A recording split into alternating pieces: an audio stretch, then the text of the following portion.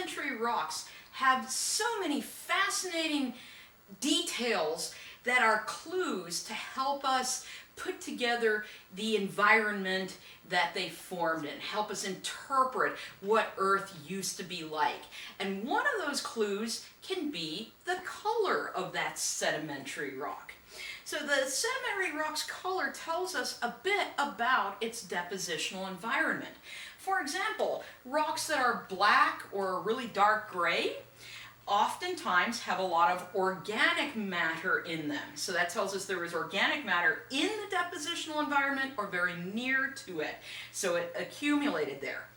But in addition to that, it tells us that the depositional environment was oxygen. And when I say oxygen, I'm talking about O2, the stuff we breathe. It's oxygen deficient. And that's because oxygen helps decay. You need oxygen to decay organic matter. And so for this organic matter to accumulate and not decay, we know we can't have a lot of oxygen present. Today, environments that are like this are found in deep oceans, deep lakes, and some estuary environments. And that's why later on in the semester, when I talk about black shales that are sometimes found in places, we know that this tells us that we had anoxic or low oxygen conditions in places. And here we can see some of these black or dark gray sediments. This is out in an area of New Mexico known as the Beastie Badlands. And we can also have red colors in sandstones or sedimentary rocks, red, but also kind of brownish colors and purple colors. And the reason we can get this in our sedimentary rocks is because you have ferric iron oxide. That's basically Fe2O3. This is the mineral hematite. This forms in an oxygen-rich environment. And this tells us that for the most part, these red colors form in terrestrial environments. So we're going to be talking about things that are on land, especially things like alluvial fans. Some fluvial systems have these reddish rocks. Sometimes aeolian systems have those, aeolian rocks. And so usually we're looking at terrestrial rocks. And I gave some examples right here. And there you can see these very nice reddish rocks that you'll find in Monument Valley. And again, that tells us we have a lot of hematite, that iron oxide in there. Now you will also sometimes see gray rocks, or some will have kind of a pale green color to them. And this is ferrous iron oxide, FeO. And this forms where oxygen is limited. And this can often be in places where you have stagnant water. So you have this standing water, all the oxygen gets used up out of that water, now it's oxygen deficient. And so these will be in places, sometimes in swampy areas, parts of floodplains where you got stagnant water after a flood. Stuff like that can form these kind of pale gray colored rocks. And I just threw this image in here. This is from Capitol Reef in Utah. And I put this in there because you can see a few different colors of the rocks. And so we can see right down here we have a place that's reddish, so this would be oxygen rich, but then we see an area where you have the pale gray, which would be oxygen poor. And in fact, what we're looking at is a river system, and this part was the floodplain where we had some of the standing stagnant water that became oxygen deficient. All right, other things that we can look at, other details in sedimentary rocks that we can look at that help us recreate or visualize the depositional environment. And this is one part where I really want to let you guys know or get you in the thinking of a geologist.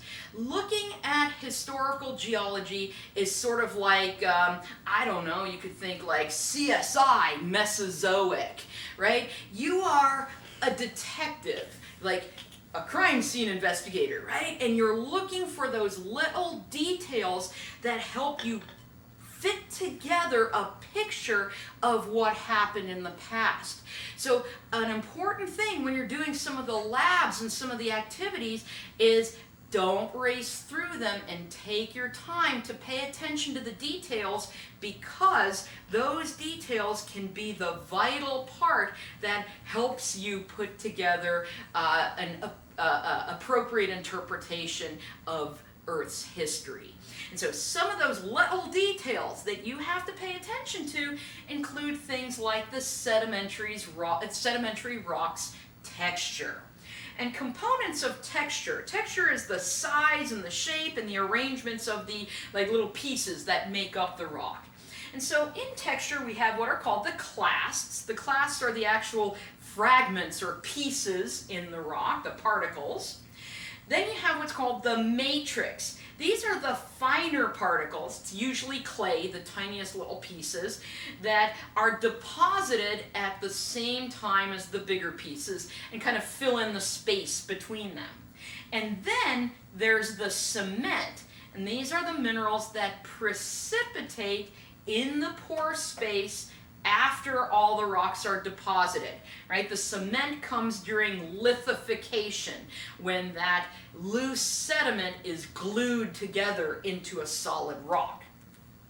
So this diagram is trying to show you the difference between those. So imagine we're looking up close at a conglomerate or a sandstone or something like that. We have the grains. The grains or the clasts, that's going to be the little sand pieces or so. Then we have the matrix, are the finer grained material that fills up the area. And then the cement is the stuff that precipitates in the porosity. And in this picture here, we have a conglomerate there, right? So these would be the clasts or the grains, right? The bigger stuff. And then see this finer grain stuff in between the big pieces? That would be the matrix. Now this image is looking at a sandstone under a microscope. So each one of these white, black, or green things, that's a grain of sand. So those are the grains.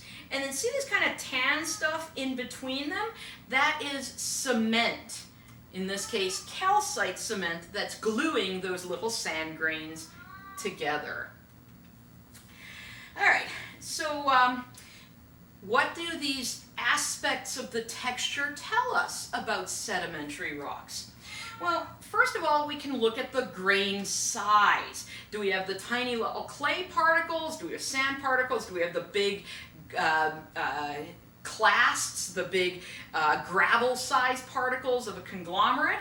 Well, what controls the size of the particles is the velocity of the transporting current.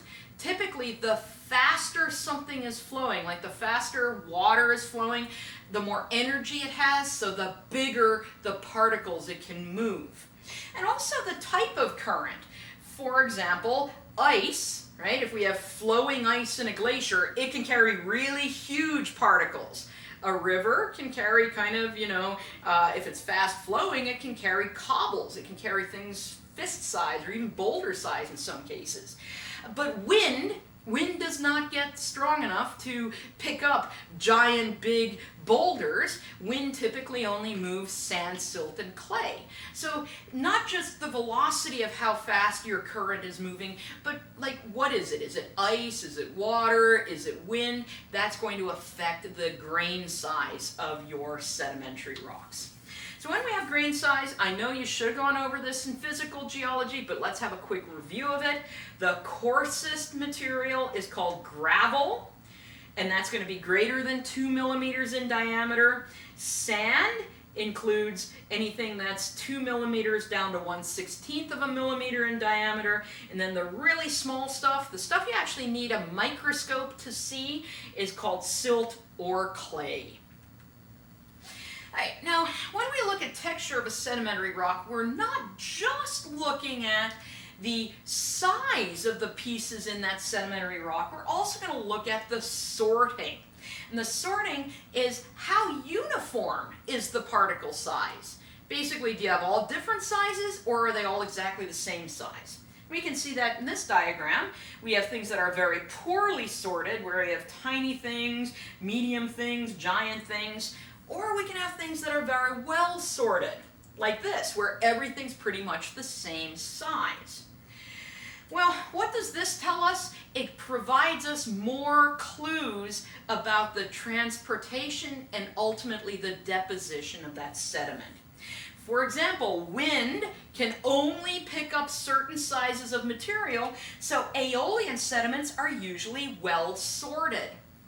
Beach sediments are also often quite well sorted because you have the waves constantly moving in and out, and they'll pick up and remove all of the smaller stuff and leave a certain size behind. Fluvial deposits, river deposits, are usually kind of moderately sorted because you can have quite a variability of the velocity of the river, and so you can get a lot of different sizes. And glaciers and alluvial fans are usually poorly sorted. So that sorting can help you narrow down an idea of what kind of depositional environment you have.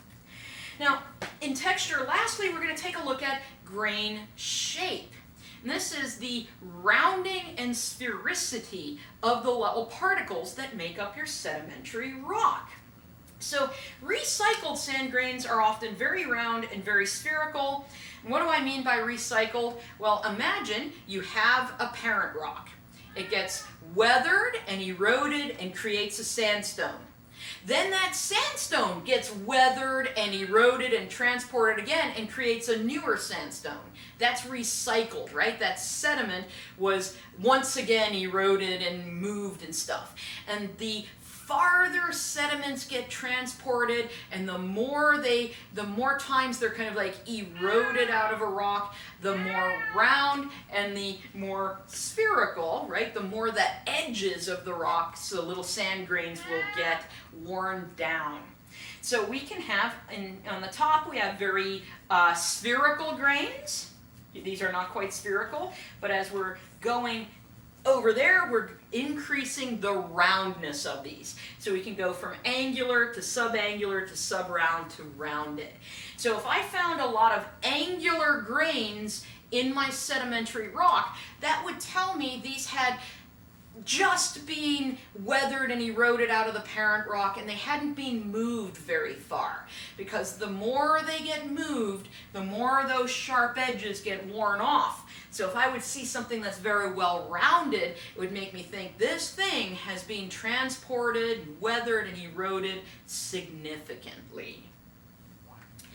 All right, so that's the texture. The texture can tell us a lot about, how things were moved and transported and how long and how far they were transported and stuff like that. But there are more clues that sedimentary rocks hold for us that can tell us about Earth's fascinating history. Some of these things are sedimentary structures. In these sedimentary structures, hopefully you're familiar with these. Hopefully this is a review from physical geology.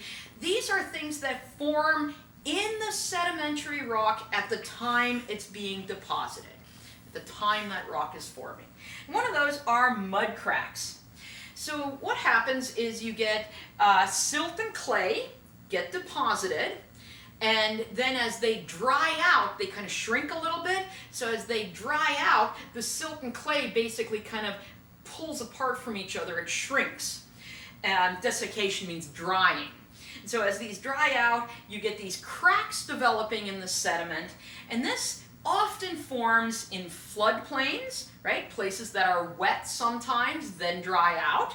So you get floodplains, the edges of lakes, and tidal flats tend to be where you often see these mud cracks. These are mud cracks preserved in rock.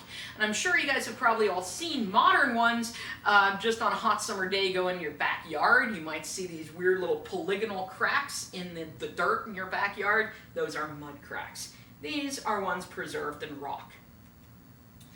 All right, crossbedding. Crossbedding tells us that a current existed in the past. So we had wind or water flowing that ends up creating these.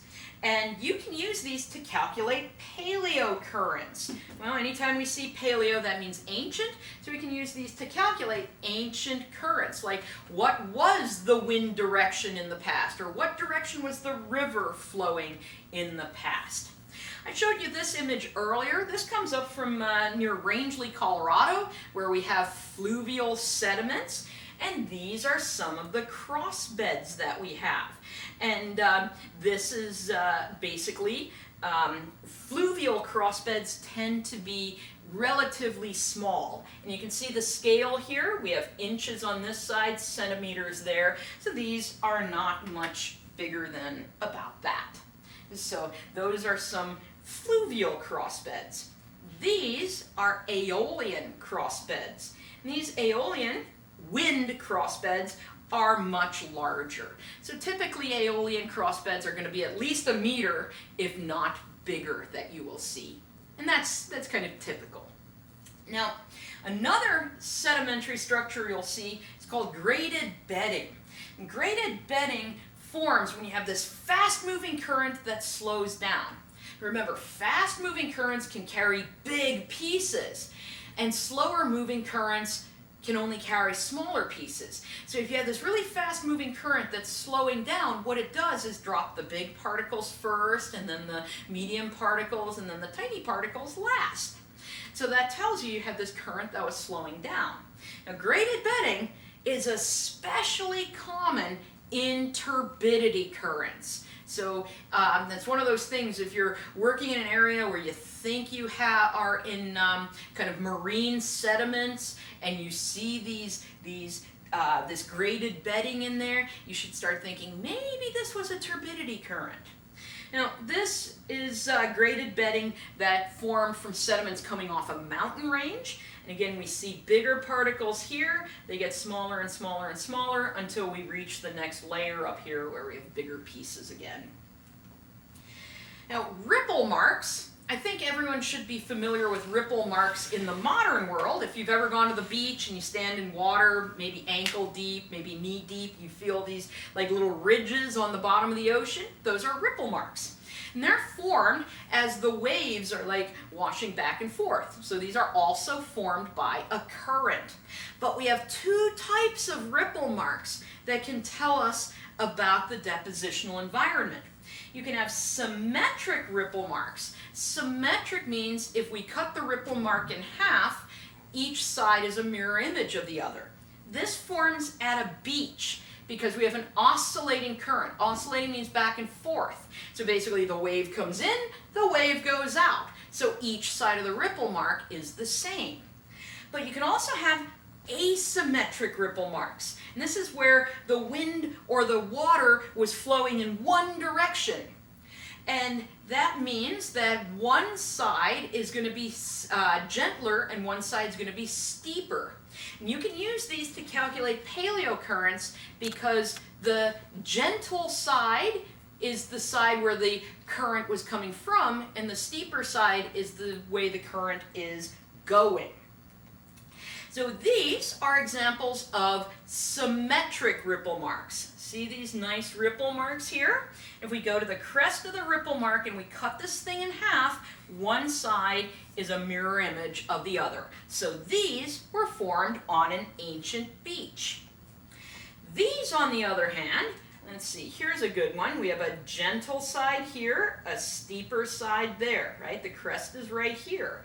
So gentle, steep, that means the current was flowing this way. I, in fact, have, right here in my living room, some ripple marks. Okay, let's see. Hopefully you can see these. Right here, these ripple marks were formed about 1 billion years ago. And they are asymmetric. It's probably a little bit hard for you guys to see, but this side of the ripple mark is gentler than this side of the ripple mark. So the current that formed them formed in that direction. So hopefully you can kind of see these 1 billion-year-old ripple marks preserved in that rock. All right. Now, other sedimentary structures that can be useful to geologists include fossils. I'm not going to spend a lot of time talking about fossils today because we have an entire lecture about fossils and fossilization. But we do include these in sedimentary structures because fossils are formed at the same time the rock is formed. And fossils can be things like these pieces of trees that we see here in petrified forest.